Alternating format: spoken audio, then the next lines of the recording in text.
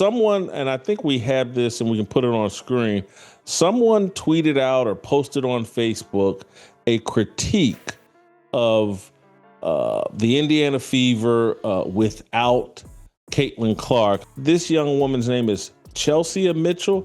She is the sister of Kelsey Mitchell, the Indiana Fever, Caitlin Clark's teammate. Kelsey Mitchell's sister, Chelsea, said, "I gotta agree."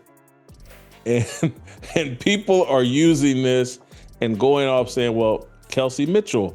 What would you do if your teammate's family publicly attacked you online? Caitlin Clark is facing heat from an unlikely source, Kelsey Mitchell's relatives. This is the story of unexpected comments, a deleted account, and a mysterious silence from Kelsey herself. Kelsey Mitchell, like anybody who smartly watches the Indiana Fever, anybody that's smart, and this includes Stephanie White, the head coach. I have a tiny bit of experience with family members saying things, thinking things that aren't consistent with my own thoughts. What Kelsey Mitchell may be frustrated by is that there's a dishonest conversation about the Indiana Fever team and Caitlin Clark. We'll also unpack how the Fever's latest game changes everything. Don't miss it. What happens when some heated family tension breaks out publicly? That's the storm brewing around Caitlin Clark right now, and it's coming straight from the family of her Indiana Fever teammate, Kelsey Mitchell. The whole thing has spilled onto social media, and honestly, it's hard to look away. This all started with a string of posts on X, formerly known as Twitter, that seemed to take direct shots at Clark. These weren't subtle either. One of the comments flat out questioned her contributions to the team, suggesting she wasn't living up to the hype as a top prospect. And then, in another jab, there was a bold claim that Kelsey Mitchell would always outshine Clark on and off the court. You can imagine the frenzy these posts kicked off. So where did all of this come from? It turns out these comments were coming from Kelsey Mitchell's own sister. She didn't hold back, and the posts quickly got fans picking sides.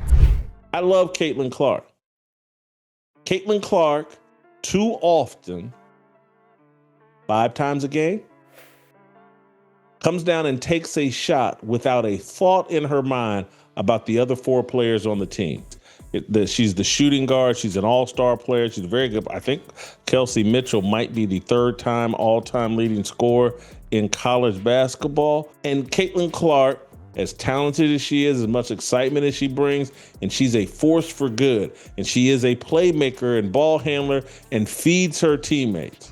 Some defended Clark, while others agreed with the critique. But it didn't stop there. Not long after the backlash began, the X account where these posts first appeared was suddenly deactivated, adding another layer of mystery. Was this something the Fever asked her to do? Did Kelsey Mitchell intervene herself? No one knows for sure, but deleting the account raised even more questions than the original posts. It's like that moment when you think the argument's over, but someone walks away and slams the door. It only makes things louder. This situation isn't just about one family throwing shade online. It's a prime example of what experts call the social media echo chamber. Kelsey Mitchell is watching Caitlin Clark in real time, try to figure out how to play with players like herself, who can get a bucket, with players like Aaliyah Boston, who can get a bucket. She can get lost in Caitlin Clark world. She can get lost in thinking, hey, this is the same as Iowa. This is the same as my high school team. This is the same as my junior high team. This is the same as my grade school team. And so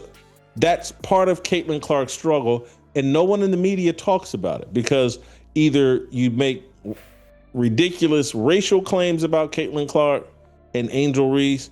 Once these kinds of opinions go public, they're amplified over and over again by fans, media, and even rivals. It doesn't just stir up drama, it can impact a team's image and even their chemistry. With the Fever already one of the league's younger teams rebuilding for the future, you have to wonder how all this noise could spill into the locker room. For now, Caitlin Clark hasn't shown any sign of responding. Whether she's staying quiet to keep the peace or focusing on the game, no one knows. But one thing's clear, this story isn't over yet.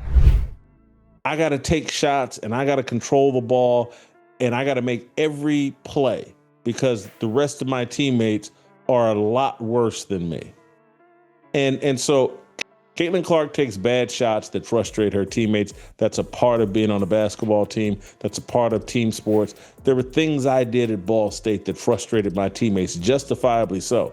Didn't mean that they weren't on board with me. Or you just go on TV or go on your podcast and you celebrate Caitlin Clark as if she can do no wrong.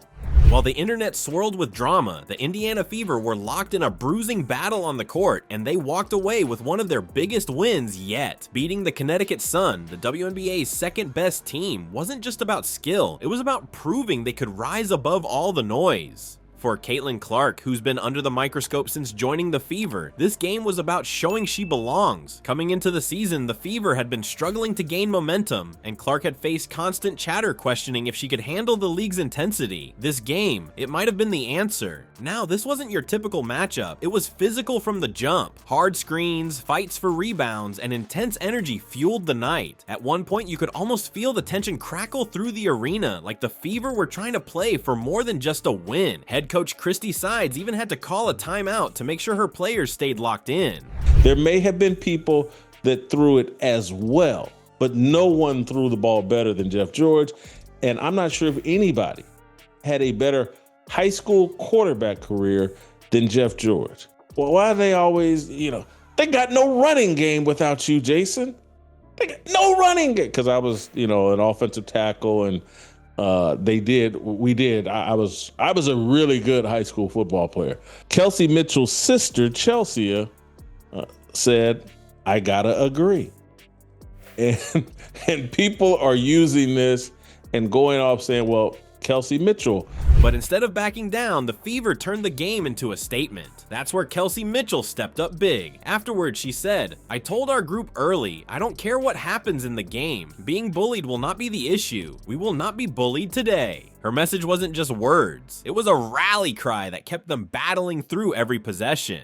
Coach Sides highlighted defensive rebounding as the backbone of their victory, something the team had struggled with earlier in the season. If you want to ask, what won this game? Defensive rebounding, she said, pointing to the 5 crucial stops in the final 2 minutes that secured the win. Even Caitlin Clark admitted it was one of the toughest games she's ever played, but it's those kinds of tests that show what a team is made of. This game wasn't just a win, it was a shift. And with all the noise off the court, the Fever might have just figured out the perfect response, winning games and showing everyone they're tougher than the drama. Could this be the turning point they've been waiting for? The Fever just showed everyone what resilience looks like. Beating the Connecticut Sun in one of their toughest games of the season wasn't just about talent, it was about grit. This team, surrounded by the buzz of off-court drama, showed they could handle the pressure and outlast one of the league's best. Coach Sides made it clear, defensive rebounding won this game, and it's that exact focus that could carry the Fever forward. So now the real question is, will they stay locked in and let their play define them? Stick around, this season might just get a whole lot more interesting.